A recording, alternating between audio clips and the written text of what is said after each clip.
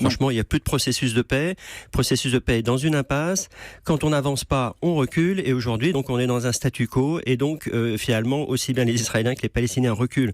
On est dans une sorte de conflit gelé. Cela dit, il y a encore des coopérations. On sait que, par exemple, les services de renseignement coopèrent entre eux de façon très active. Mais sinon, il n'y a aucune confiance entre Palestiniens et Israéliens. Donc la France qui entend jouer un rôle pour réanimer en quelque sorte ce processus de paix, comment est-elle perçue et par les Israéliens et par les Palestiniens? Les Israéliens d'abord peut-être? Alors les Israéliens, je pense qu'ils voient bien que la vision à long terme de la France est très éloignée de la leur. Mais cela dit, il y a quand même, ils voient aussi que la France est très désireuse de nouer des relations économiques assez intensives. Ils voient la préoccupation du gouvernement Hollande, enfin du président Hollande, du gouvernement Valls, et d'ailleurs au temps de Sarkozy aussi, une grande préoccupation par rapport à la lutte contre l'antisémitisme.